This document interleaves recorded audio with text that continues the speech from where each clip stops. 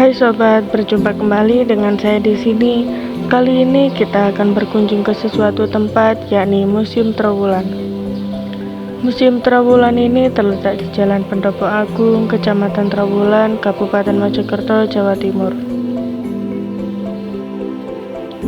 Museum Trowulan ini menyimpan peninggalan Majapahit dan peninggalan-peninggalan kuno yang berada di wilayah Jawa Timur.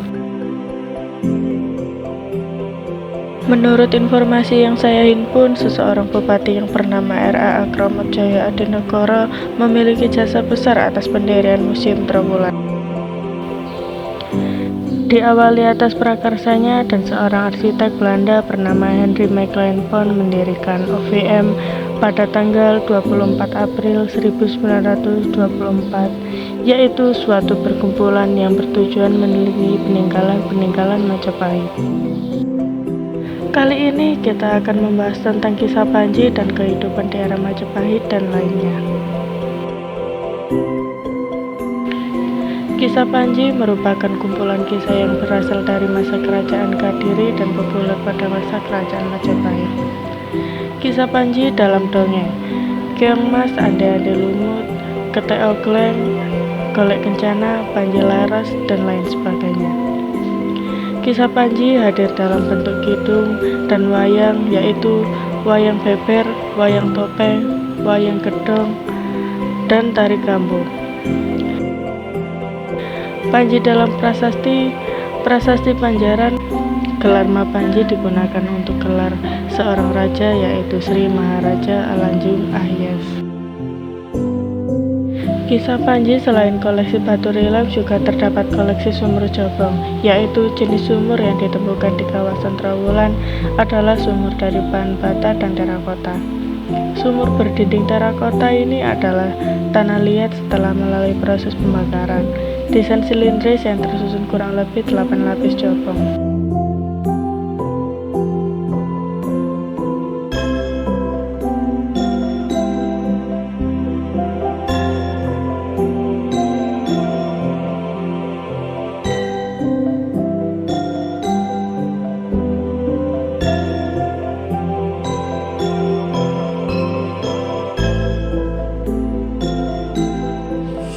Selain itu juga di sini ada beberapa koleksi batu pada zaman Majapahit.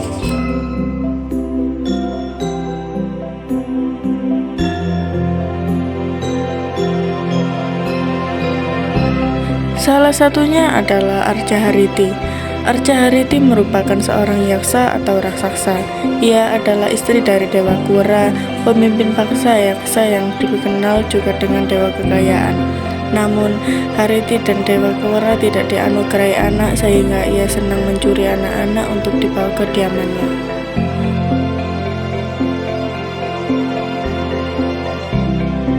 Salah satunya juga ada Linggayoni. Ia adalah tumpuan lingga atau tumpuan arca yang berfungsi sebagai pembasuh lingga atau arca. Sedangkan secara mitologi keduanya memiliki kekuatan yang sangat dipuja penganutnya. Yoni secara simbolis adalah lambang kewanitaan atau kesuburan.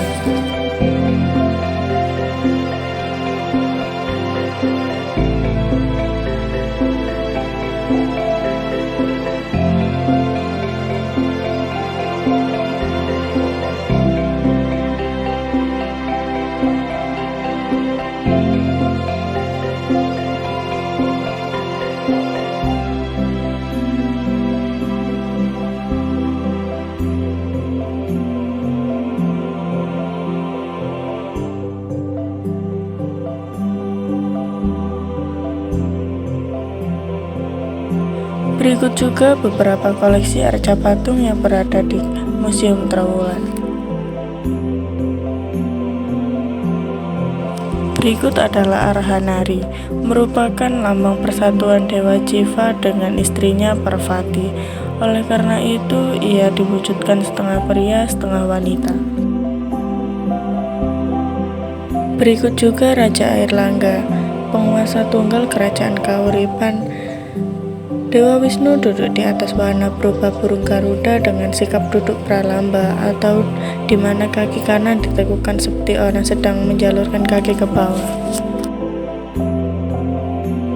Berikut juga ada Arjuna Rasimba, merupakan avatar penjelmaan Dewa Wisnu sebagai singa manusia.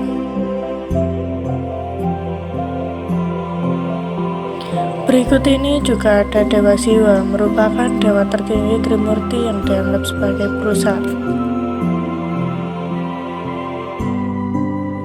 Prasasti Bandara Halim berisi tentang penetapan Sima yang dikeluarkan oleh Raja Dharmawangsa atau Raja Medang pada tahun 907 Saka atau 985 Masehi. Batu angka tahun merupakan bagian dari prasasti di mana huruf atau angka yang dilihat menunjukkan angka tahun sehingga disebutkan prasasti pendek.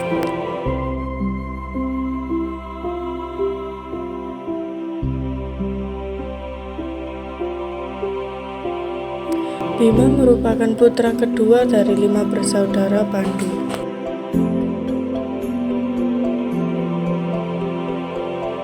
Berikut adalah Ganesha.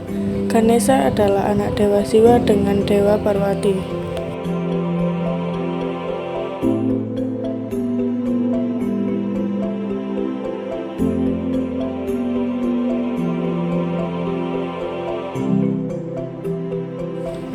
Berikut juga Arja Bhairawa, merupakan perwujudan dewa raksasa dalam aliran sinkretisme Tantra Yayana. Batu bata pada masa Majapahit, bata digunakan untuk di dinding dan lantai bangunan. Batu berileaf merupakan bagian dari bangunan pemukiman pada masa kerajaan Majapahit.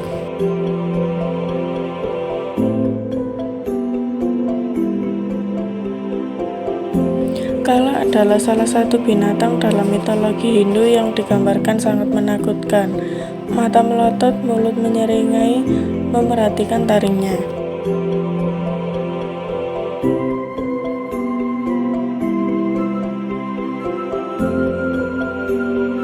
Selain itu juga batu berileaf motif hias merupakan dasar hiasan yang biasanya akan menjadi pola yang diulang-ulang dalam suatu karya seni.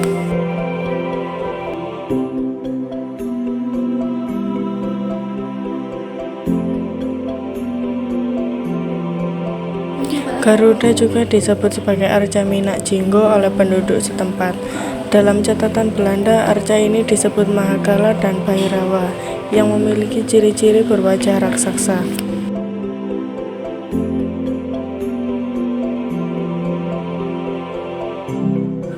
Umpa atau pedestal adalah penyangga di bagian bawah patung, vas, kolom, benda, atau altar tertentu.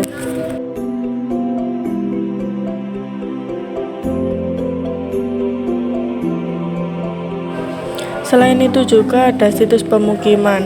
Bangunan ini menutupi sebuah situs hunian masyarakat Kerajaan Majapahit yang ditemukan di area museum ini. Tim ekskavasi menunjukkan indikasi situs berukuran 20 x 30 meter, melihat adanya pola sudut pembagian ruang dan banyaknya temuan lepas yang menjurus pada pemukiman kuno.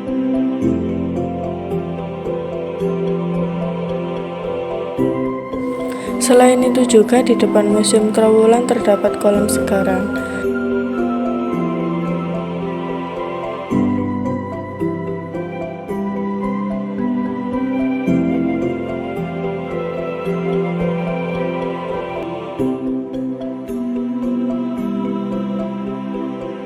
Segaran pertama kali ditemukan oleh Henry McLean pun pada tahun 1926.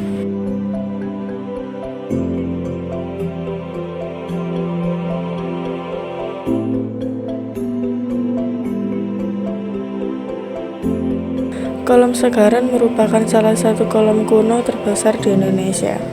Material kolam Segaran tersusun dari batu merah yang direkatkan satu dengan lainnya menggunakan teknik menggosok.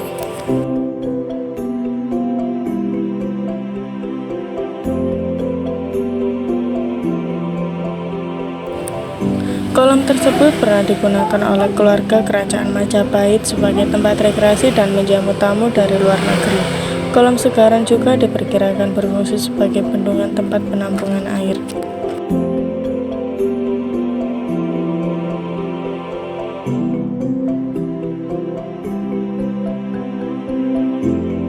Terima kasih telah menyaksikan video saya hingga akhir. Jangan lupa selalu belajar tentang sejarah-sejarah lainnya. Sampai jumpa kembali di video berikutnya.